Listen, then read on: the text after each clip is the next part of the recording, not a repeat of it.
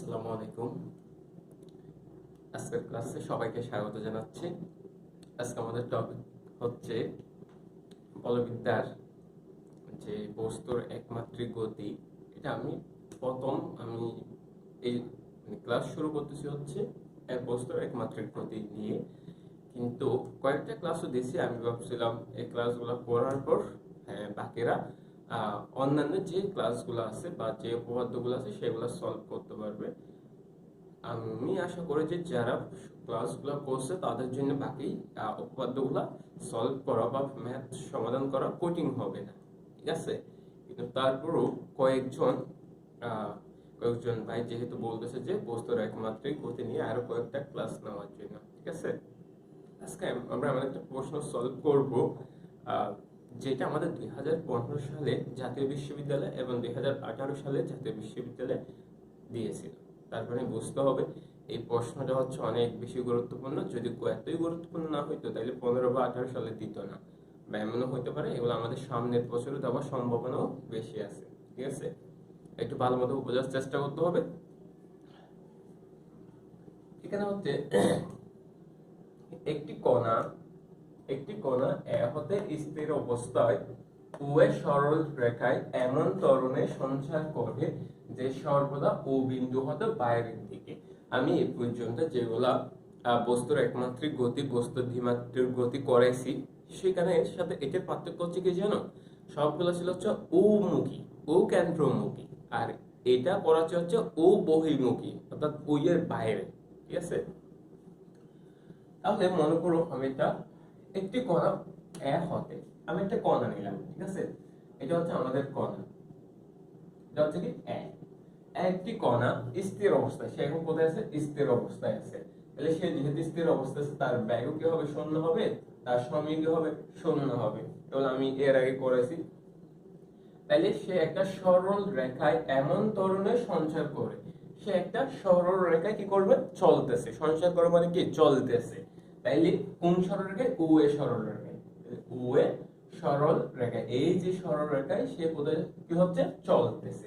কিসে চলতেছে? এমন একটা ত্বরণে চলতেছে যা সর্বদা ও বিন্দু হতে বাইরের দিকে। ও বিন্দু হতে কোথায়? বাইরের দিকে। তাহলে ও বিন্দু হতে কোথায় যাবে? বাইরের দিকে, ঠিক আছে। ও বিন্দু হতে বাইরের দিকে আমি নির্দিষ্ট করে নিলাম। আমার তো বাইরের দিকে বলতে এখানে কোনো সীমা বলে নাই, ঠিক আছে। আমি তার নির্দিষ্ট করে নিব। এখন যা ও বিন্দু হতে ইহার দূরত্ব অনুসারে পরিবর্তনশীল। তাহলে আমি ধরে নিলাম বস্তুটি টি সময়ে কোথায় গেল? পি বিন্দুতে গেল। একটা পি বিন্দু নিলাম, পি বিন্দুতে গেল। বস্তুটা টি সময়ে পি বিন্দুতে পৌঁছালো। তাহলে আমি ধরে নিচ্ছি হচ্ছে এটার দূরত্ব হচ্ছে আমাদের, এটার দূরত্ব হচ্ছে এ, আর এই টোটাল অংশের দূরত্ব হচ্ছে এক্স, ঠিক আছে। আমি কি করলাম? বস্তুটা ও এ সমান আমি কি ধরে নিলাম? ও এর দূরত্ব সমান হচ্ছে এ, এবং ও ভি দূরত্ব সমান কি ধরে নিলাম? এক্স ধরে নিলাম। যেহেতু আমি টোটাল ও ভি কেন ধরলাম? কারণ হচ্ছে আমাকে বলা হচ্ছে বস্তুটা যে যাচ্ছে সেই কি থেকে যাচ্ছে? ও হতে যাচ্ছে।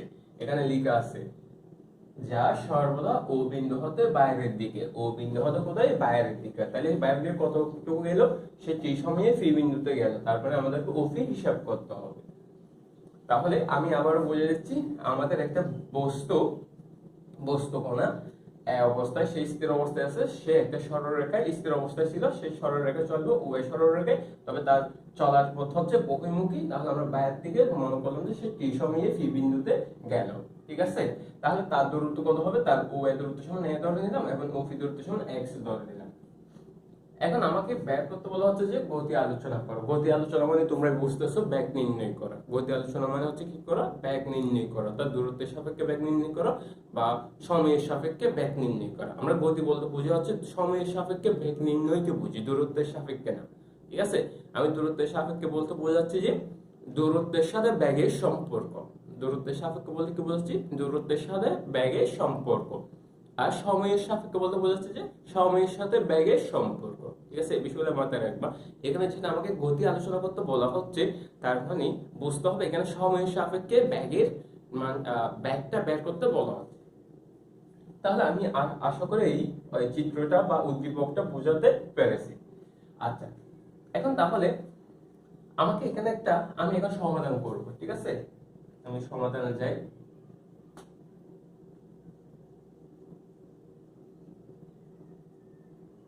আমি কি আসলে এটা যেহেতু চিত্র, যদি আমি এইভাবে অঙ্কন করি তাহলে আমার কিন্তু এটার বর্ণনাটা এখানে লেখার প্রয়োজন হবে না, ঠিক আছে?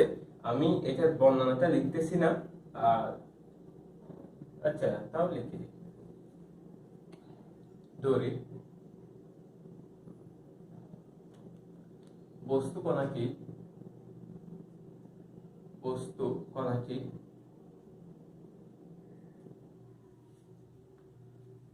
OA ইকুয়াল টু এ দূরত্ব থেকে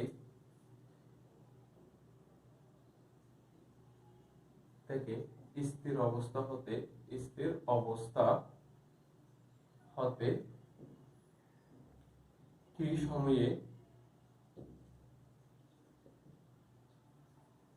সময়ে পি বিন্দুতে পৌঁছে। এগুলো আসলে লেখার দরকার হয় না, যদি তুমি এই চিত্রটা এখানে উল্লেখ করো, ঠিক আছে? এই চিত্রটা অবশ্যই আমাকে উল্লেখ করতে হবে। পি বিন্দুতে পৌঁছায়, এই সময়ে পি বিন্দুতে পৌঁছায়, যেখানে OP সমান আমরা কি ধরে নিয়েছি, যেখানে OP সমান কি হবে, x হবে, ঠিক আছে?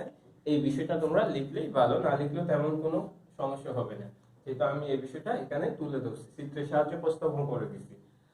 এখন সবচেয়ে গুরুত্বপূর্ণ বিষয় হচ্ছে আমরা কি করব। আমরা যখন উদ্দীপক গত ক্লাসগুলো করেছিলাম, সেখানে একটা বিষয় খেয়াল করবো হচ্ছে একটা সম্পর্ক দেওয়া ছিল, হয় ব্যাগের সাথে দূরত্বের বা কোনো কিছুর একটা সম্পর্ক দেওয়া ছিল। আমরা গত প্রশ্নগুলো তোমরা যখন ক্লাস করবা তখন বুঝতে পারবা একটা সম্পর্ক দেওয়া ছিল। তাহলে সম্পর্ক থেকে আমরা আস্তে আস্তে আস্তে আস্তে কাজ করে একেবারে শেষ পর্যায়ে বা আমাদের সমাধানে পৌঁছেছি। এখন কথা হচ্ছে এখানে আমাদের কি সম্পর্ক দেওয়া আছে? আমি বলবো হচ্ছে হ্যাঁ। অনেকের বুঝতে হয়তো একটু সমস্যা হয়ে যাচ্ছে, কিন্তু এখানে আসলে একটা সম্পর্ক দেওয়া আছে। এখানে সম্পর্ক আমার একটা কথা হচ্ছে যে যদি পড়াশোনা করো তাহলে কি হবে, তুমি বুঝতে পারবে কোথায় কি দেওয়া আছে বা আমাকে কি বোঝানো হচ্ছে, ঠিক আছে? যদি পড়াশোনা না করো তাহলে হবে যে তুমি বুঝতেই পারবে না সম্পর্কটা কি কিভাবে হচ্ছে। আর এই ম্যাথগুলো তো মুখস্থ করলে কখনো সম্ভব না, এগুলো তো মুখস্থ করাও সম্ভব না, এগুলো বুঝতে হবে। এখানে একটা বিষয় দেখো, এমন ত্বরণে সঞ্চার করে যা সর্বদা ও বিন্দু হতে বাইরের দিকে, এবং এই যে একটা যুক্ত করেছে ত্বরণের সাথে, কি যুক্ত করেছে, এবং একটা লাইন যুক্ত করেছে। এমন ত্বরণের সঞ্চার করে যা ও বিন্দু হতে ইহার দূরত্ব অনুসারে পরিবর্তনশীল।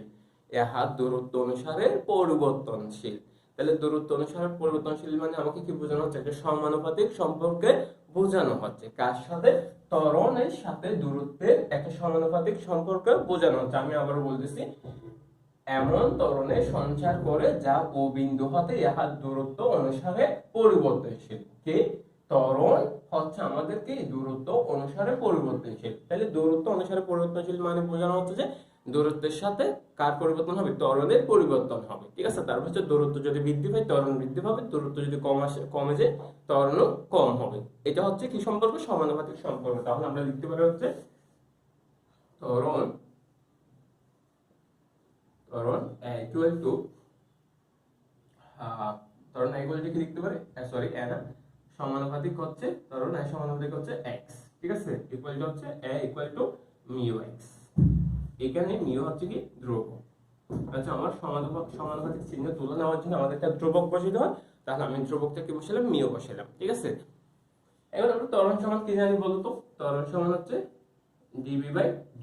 dv/dt ইকুয়াল টু হচ্ছে মিউ x, ঠিক আছে? ইকুয়াল টু আমরা এটাকে x এর সাপেক্ষে করব, যেহেতু দূরত্বের সাপেক্ষে করব, তাহলে আমরা dx আনবো। তাহলে dx আনার রুলস কি, dx dt ইকুয়াল টু হচ্ছে মিউ x ইকুয়াল টু হচ্ছে আমরা জানি dx/dt সমান, অর্থাৎ সময়ের সাথে দূরত্বের পরিবর্তন। অতি ক্ষুদ্র সময়ে যে দূরত্বের পরিবর্তন, ক্ষুদ্র সময়ে ক্ষুদ্র দূরত্বের পরিবর্তন হচ্ছে কি আমাদের ব্যাগ মানে হচ্ছে সময়ের সাথে দূরত্বের পরিবর্তন হচ্ছে ব্যাগ। তাহলে আমরা b এর আগে লিখতে পারি b dv/dx ইকুয়াল টু হচ্ছে মিউ x, ঠিক আছে? এখন আমরা চলক পৃথকীকরণ করতে পারি। আমি আমার যেহেতু এটা আচ্ছা এটা দরকার আছে, আমি এই বিষয়টা এখানে লিখে দিচ্ছি। ইকুয়ালিটি হচ্ছে, তাহলে আমি চলক পৃথকীকরণ করলে কি হবে, আচ্ছা এটা মুছে দিতে তো আমার এইদিকে দরকার নেই। এখানে বি ইন্টু ডিবি হবে, ইকুয়ালটা হচ্ছে এখানে মিউ এক্স ডিএক্স। ঠিক আছে, আমরা চলক পৃথকীকরণ করলাম। তাহলে এক্স কে ডিএক্স কে এক্স এর জায়গায়, এক্স এর যেদিকে এক্স আছে সেদিকে নিয়ে গেলাম, আর বি যেখানে আছে সেখানে ডিবি রেখে দিলাম। এখন আমরা তাইলে আমরা কি পাচ্ছি, ব্যাগ পাচ্ছি, এখানে দূরত্ব পাচ্ছি। তাহলে আমরা দূরত্বের সাথে ব্যাগের কি করব, ইন্টিগ্রেশন করব, অন্তরীকরণ করব। ঠিক আছে, আমরা এখন চিত্র দেখে দেখি। আমরা চিত্র দেখতে পাচ্ছি এ বিন্দুতে বস্তুটা কি ছিল, স্থির ছিল। তার মানে হচ্ছে সেখানে কি ছিল, ব্যাগ শূন্য ছিল। ঠিক আছে, ব্যাগ কি ছিল, শূন্য ছিল। কখন শূন্য ছিল, যে x ইকুয়াল টু a দূরত্বে, x ইকুয়াল টু a দূরত্বে তার ব্যাগ কি ছিল, শূন্য ছিল। আবার p বিন্দুতে যখন যাব x ইকুয়াল টু x দূরত্বে, আমার ব্যাগ কি ছিল, ব্যাগ b ইকুয়াল টু কি ছিল, b ছিল। ব্যাগ b ইকুয়াল টু কি হবে, b হবে। তাহলে আমরা লিখতে পারি x equal to x equal to a হতে x equal to x হলে, আচ্ছা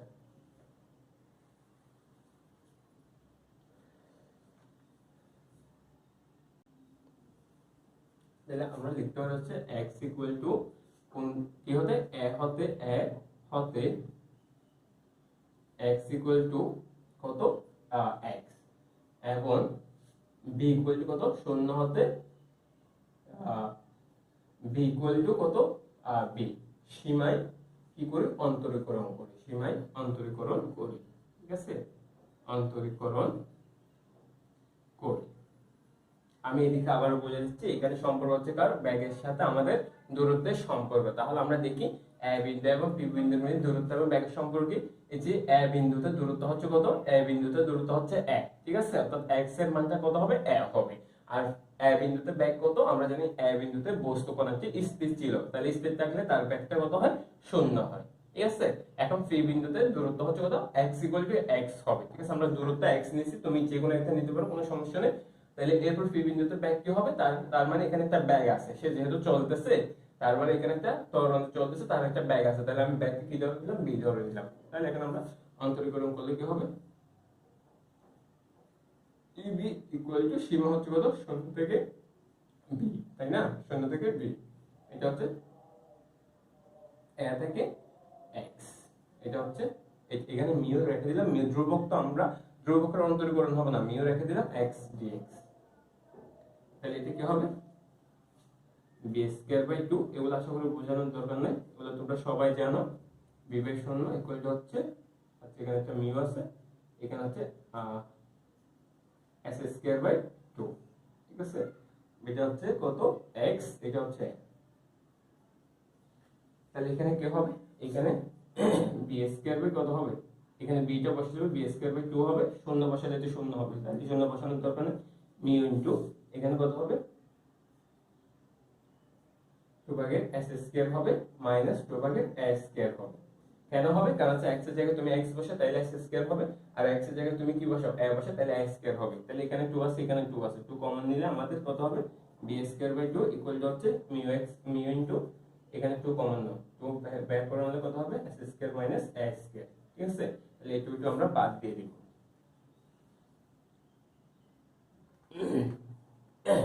তাহলে আমি এতটুকু অংশ মুছে দিচ্ছি, আশা করি এগুলা তোমরা বুঝতেছো এবং তোমরা লিখে ফেলবে, খাতার মধ্যে নোট করবো। আমি এইটুকু অংশ মুছে দিচ্ছি, এগুলো আমার দরকার হবে না।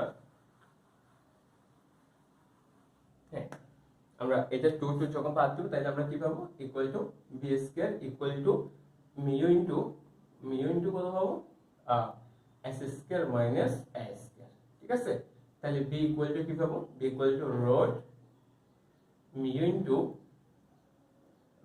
কি হবে, s square minus a square. এটা হচ্ছে আমাদের ব্যাগের একটা সমীকরণ। এটা হচ্ছে আমাদের কি ব্যাগ, বি মানে আমরা কাকে বুঝি, ব্যাগ বুঝি। তাহলে আমাকে বের করতে বলা হচ্ছে কি ব্যাগ। তাহলে আমরা ব্যাগ তো নির্ণয় করলাম, তাহলে আমি সমীকরণ কেন দিলাম, কারণ হচ্ছে আমি প্রথমেই শুরুতে বলছি হচ্ছে আমাদের ব্যাগ নির্ণয় করার মানে হচ্ছে সময়ের সাপেক্ষে ব্যাগ নির্ণয় করা। এই যে প্রথম সমীকরণটা পেয়েছি সেটা হচ্ছে দূরত্বের সাপেক্ষে, দেখো x হচ্ছে আমার দূরত্ব, y হচ্ছে আমার দূরত্ব, তাহলে দূরত্বের সাপেক্ষে ব্যাগ কিন্তু আমার কি না, আসল ব্যাগ না। ঠিক আছে, এটাও একটা সমীকরণ যে আমাদের যদি কোনো একটা প্রশ্ন দূরত্ব দেওয়া থাকে, দূরত্ব থেকে ব্যাগ নির্ণয় করতে বলো, তাহলে আমি এই সমীকরণটা অ্যাপ্লাই করে দূরত্ব থেকে ব্যাগ নির্ণয় করতে পারবো। ঠিক আছে, কিন্তু আমাদের প্রধান ব্যাগ হচ্ছে কি সময়ের সাপেক্ষে ব্যাগ করা। আরেকটা প্রশ্ন হতে পারে, আমরা যখন বর্গমূল করি সেখানে চিহ্নের বিষয়ে আমাদের একটু মনোযোগ রাখতে হয়। আমি গত যে ক্লাসগুলো করেছি সেখানে একটা বিষয় বারবার বলছি হচ্ছে যে আমরা যখন বর্গমূল করব তখন কি প্লাস সাইন দিব নাকি মাইনাস সাইন দিব। ঠিক আছে, দেখো এখানে আমরা ব্যাগ নির্ণয় করতেছি,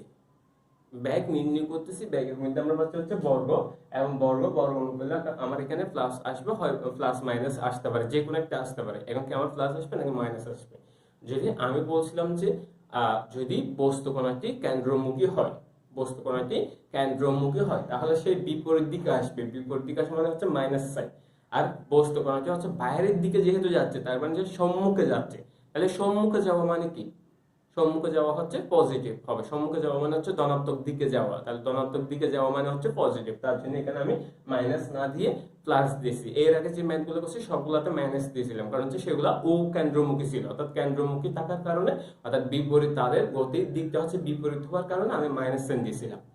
আচ্ছা, এখন আমরা পেয়ে গেছি। ঠিক আছে, এখন আমরা কি করব,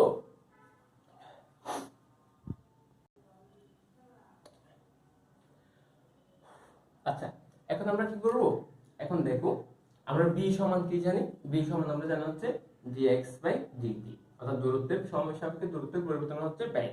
তাহলে এখানে কি হবে, আমি এটা আলাদা করে দিই, root mu into root s square minus x square. ঠিক আছে, এখন আমরা কি করব, আমরা এখন চলক পৃথকীকরণ করব। কি করব, চলক পৃথকীকরণ করব, তার মানে যেখানে x আছে সেটা dx এর পাশে নিয়ে আসবো, তাহলে এটা কি হবে, নিচে চলে যাবে s স্কয়ার মাইনাস, সরি এটা কি হবে, বর্গমূল হবে, বর্গমূল s square minus x square, এখানে কি হবে dx ইকুয়াল টু হচ্ছে রুট মিউ, এখানে কি হবে dt।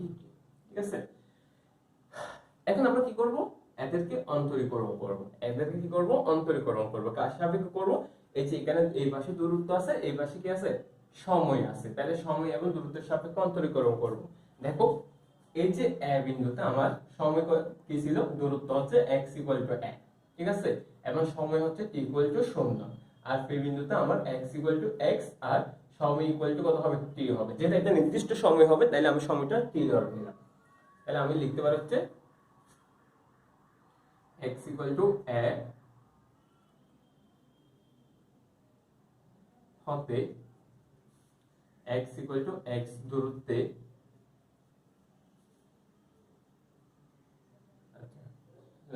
x, এবং আমি সংক্ষেপে লিখেছি 0 ইকুয়াল টু 0 হতে t ইকুয়াল টু t সময়ে সীমার মধ্যে, সময়সীমার মধ্যে অন্তরীকরণ করে পাই, সীমার মধ্যে অন্তরীকরণ করে পাই,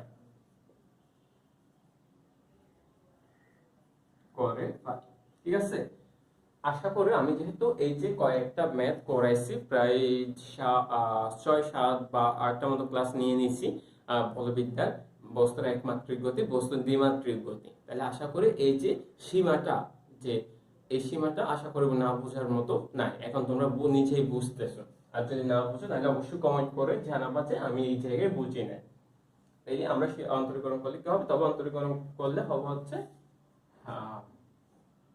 1 by root s square minus a square dx equal to হচ্ছে মিউ, তো আমাদের মিউ হচ্ছে আমাদের কি, মিউ হচ্ছে আমাদের কি ধ্রুবক, তাহলে এটা বের করে নিব।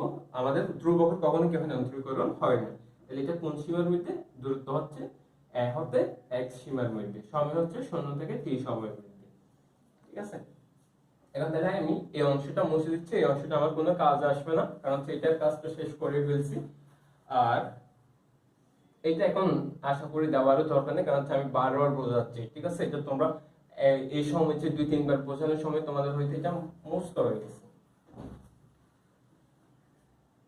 ইকুয়াল, এখন আমরা কাজ করব হচ্ছে, যেহেতু নিচে বর্গমূল থাকলে আমাদের একটা বিষয় হচ্ছে, আমরা অন্তরীকরণ যখন করি সেখানে যখন নিচে বর্গমূল থাকে, কোথায়, আমাদের নিচের অংশে যখন বর্গমূল থাকে, আমরা বর্গমূলটাকে তুলে নেওয়ার জন্য আমরা একটা কাজ করি, তাকে আমরা একটা মান ধরে নিই, এটা চলকের পরিবর্তে কি ধরে নিই, মান ধরে নিই। এটা তোমরা জানো, আমরা প্রায় ইন্টারমিডিয়েট করছি, এগুলো শিখেছি।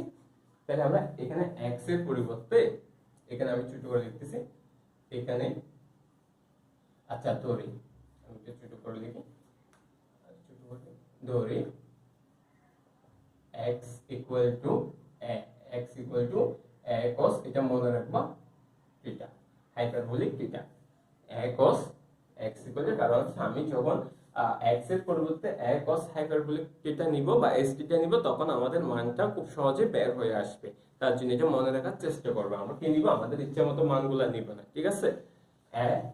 s equal to a cos hyperbolic theta, তাহলে dx ইকুয়াল টু কি হবে, dx ইকুয়াল টু হবে হচ্ছে a cos, সরি sin হয়ে যাবে a sin hyperbolic theta into d theta, ঠিক আছে, এটা হয়ে যাবে। তাহলে এখন আমরা তাহলে মানগুলো বসাই, দেখি কি হয়।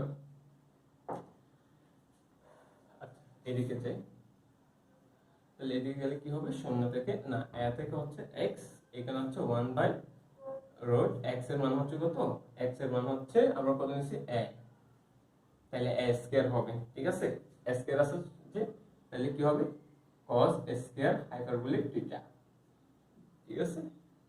এরপর হচ্ছে মাইনাস a স্কয়ার, মাইনাস কি a স্কয়ার, আর এখানে dx সমান কি হবে, dx সমান হচ্ছে a sin hyperbolic theta into d theta equal to কি হবে, ইকুয়াল টু হচ্ছে আমাদের রুট মিউ d থিটা, এটা হচ্ছে 0 থেকে t পর্যন্ত। শুধু আমি কি করলাম, আমি মানটা বসাই দিলাম, আমার কাজ হচ্ছে শুধু মানটা বসাই দেওয়া। তাহলে মানটা বসাই দিলাম, দেন আমরা কি করব দেখা যাক আমাদের কি, আচ্ছা এটা cos এর সাথে একটা হাইপারবোলিক এই যে এর উপর দিবা যায়, তারপর এই যে এর উপর, তাহলে এখানে কি হবে a থেকে x হবে।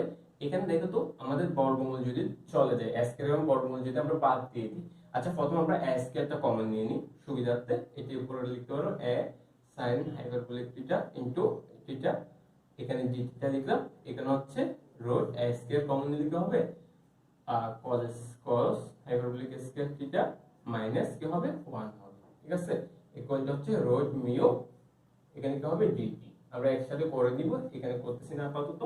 তাহলে ইকুয়াল টু কি হবে, এই যে x স্কয়ার যদি চলে যায় x, আচ্ছা লিখে দিলে সুবিধা হয়, sin থিটা, এখানে হচ্ছে a থাকবে, এখানে cos স্কয়ার থিটা মাইনাস 1 সমান হচ্ছে sin স্কয়ার থিটা, তাহলে sin স্কয়ার চলে যাবে, তাহলে এখানে কি থাকবে sin হাইপারবোলিক থিটা, ঠিক আছে, d থিটা ইকুয়াল টু হচ্ছে রুট মিউ 0 d dt, তাহলে এটা বা, তাহলে আমাদের কি থাকবে এখানে 0 থেকে x, এখানে শুধু কি থাকবে 1 টাকা, আর না টাকা হচ্ছে এক কত, তাহলে এখানে কি d থিটা ইকুয়াল টু হচ্ছে মিউ রুট মিউ 0 t, এখানে হচ্ছে dt। তাহলে এখন যদি আমরা ডিফারেন্সিয়েশন করি, সরি, তাহলে এখানে কি হবে, অন্তরীকরণ করলে আমাদের কি হবে, না আমরা অন্তরীকরণ কেন করব, যোগজীকরণ করব,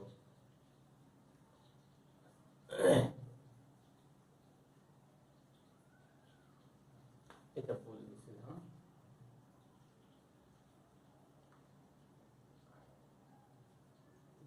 লিখছিলাম কোথায় জানি লিখছিলাম, ভুলে তো গেছি।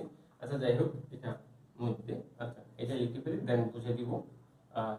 বলে হ্যাঁ, এখানে কি হবে, এখানে থিটা হবে, এখানে থিটা হবে, এখানে x, কারণ হচ্ছে আমরা ইন্টিগ্রেশন d থিটা সমান কি হবে থিটা পাবো, এখানে 0 হবে, এখানে 0 না সরি এখানে a ছিল, এখানে হচ্ছে a ইকুয়াল টু হচ্ছে, এগুলো তোমরা সবাই জানো, ওই জন্য আমি এত বোঝাচ্ছি না, রুট মিউ, এটা হচ্ছে কি হবে আমাদের t হবে, ঠিক আছে, এটা হচ্ছে t, এটা হচ্ছে 0।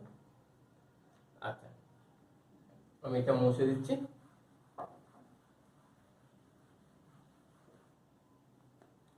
দেখো এখানে আমি একটা জায়গায় ভুল লিখছি, হচ্ছে আমি লিখছি যে অন্তরীকরণ করে পাই একটা সীমার মধ্যে, এটা আমার একটা মিস্টেক করছে, এটা তোমরা জানো যে এখানে কখনো অন্তরীকরণ হবে না, এটা হচ্ছে আমাদের কি চিহ্ন, আমাদের যোগজীকরণের চিহ্ন। তাহলে যোগজীকরণের চিহ্নের মধ্যে আমরা কিভাবে অন্তরীকরণ করতে পারি, ঠিক আছে, এখানে তোমরা এই যে মিস্টেকটা করে ফেলছি, অন্তরীকরণ লিখে ফেলছি, সেখানে তোমরা কি করে দিবা, যোগজীকরণ করে পাই, কি দিবা, যোগজীকরণ করে পাই।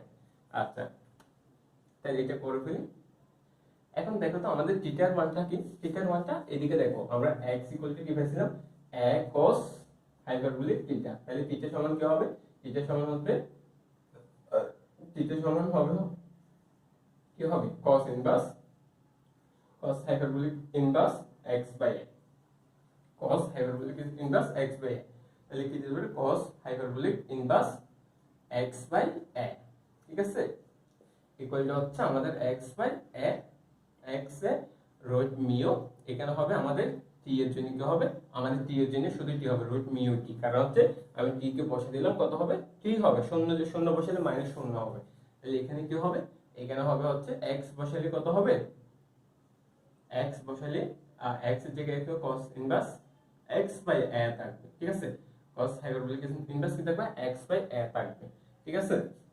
আর এখানে যখন মাইনাস দিয়ে আমি a বসাবো তখন এটা কি হয়ে যাবে শূন্য হয়ে যাবে, কেন কি হয়ে যাবে শূন্য হয়ে যাবে, তাহলে এটা আর বসানোর দরকার নেই, ইকুয়ালটা আমি লিখতে পারি হচ্ছে mu root mu t, root mu t,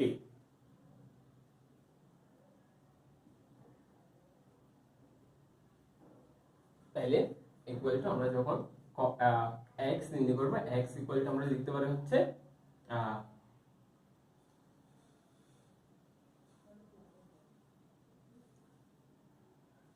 cos hyperbolic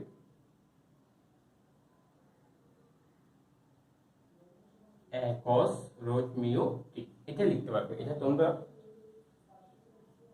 এটা যখন তোমরা কি করবা এই যে পক্ষান্তর করবে, দেখো আমি তারপরে বুঝিয়ে দিচ্ছি, আমি যখন cos কে এই পাশে নিয়ে যাব তখন কি হয়ে যাবে ইনভার্সটা চলে যাবে cos s হবে, ঠিক আছে। এখন আমি যখন s কে রেখে দিব আমার, তখন a টা এদিকে নিয়ে যেতে হবে না, তখন আমরা কি পাবো a পাবো, ঠিক আছে, এই অংশটা আশা করি বোঝা গেছে, এটা হচ্ছে পক্ষান্তর, ঠিক আছে। তাহলে এই যে এটা হচ্ছে আমাদের 2 নং সমীকরণ, এখন কি আমাদের সময়ের সাপেক্ষে সময়ের সাপেক্ষে কি আমরা এখন ব্যাক নির্ণয় করলাম না, এখন আমরা কিন্তু সময়ের সাপেক্ষে ব্যাক নির্ণয় করব, এই যে 2 নং সমীকরণ যেটা পাইছি সেখানে আমরা দেখতে পাচ্ছি এখানে হচ্ছে x, এখানে হচ্ছে t, তারপর হচ্ছে দূরত্বের সাথে সময়ের সম্পর্ক, কি পাইছি দূরত্বের সাথে সময়ের সম্পর্ক, তাহলে প্রথমে আমরা একটা সূত্র পাইছি হচ্ছে যেটা ব্যাগের সাথে দূরত্বের সম্পর্কের সূত্র, যে সূত্র থেকে আমরা ব্যাগ এবং দূরত্বের যে কোনো একটা মান বের করতে পারবো, এখানে পাইছি হচ্ছে সময়ের সাথে আমাদের দূরত্বের সম্পর্ক, তাহলে সময়ের সাপেক্ষে আমি দূরত্ব বের করতে পারবো বা দূরত্ব দিয়ে সময়কে বের করতে পারবো, কিন্তু আমাদের মূল কথা হচ্ছে কি গতি আলোচনা করা বা ব্যাগ নির্ণয় করা, সময়ের সাপেক্ষে ব্যাগ নির্ণয় করা, সেই কাজটা আমরা এখন করব, আমাদের প্রায় শেষ, কারণ আমরা যেহেতু দূরত্ব পেয়ে গেছি, দূরত্বকে আমরা কি করব, দূরত্বকে যদি আমরা কি করি, আমরা যদি সময়ের সাপেক্ষে অন্তরীকরণ করি তাহলে আমরা কি পেয়ে যাবো ব্যাগটা পেয়ে যাবো, কি পেয়ে যাবো ব্যাগটা পেয়ে যাবো, তাহলে আমরা কি পাচ্ছি, তাহলে dx কে সময়ের সাপেক্ষে অন্তরীকরণ করলে কি হবে ddx dt, সময়ের সাপেক্ষে অন্তরীকরণ করলাম, তাহলে এখানে পাবো হচ্ছে, তাহলে কি পাওয়া যায়,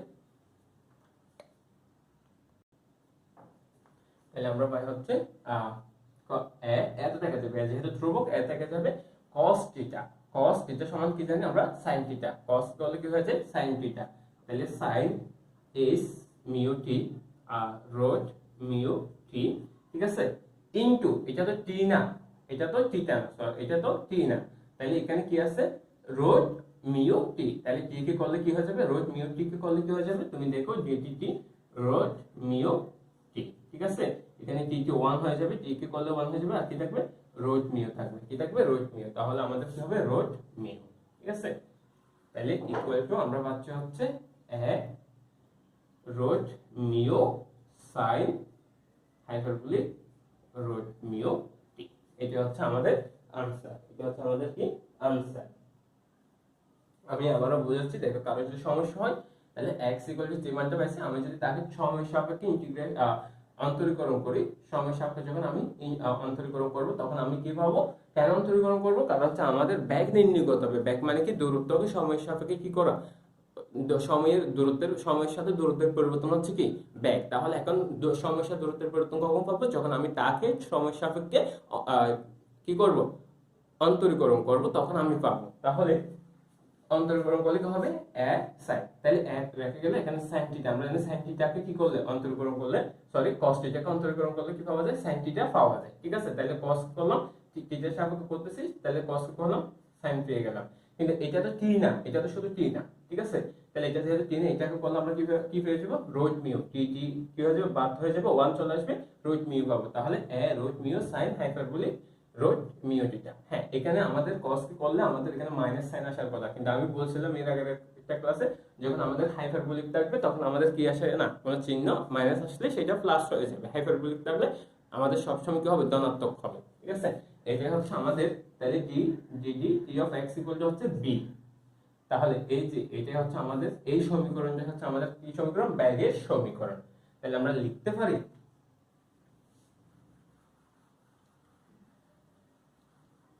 আচ্ছা আমাদের কিছু লিখার দরকার নেই, এটা হচ্ছে আমাদের আনসার, লিখে দিতে পারি।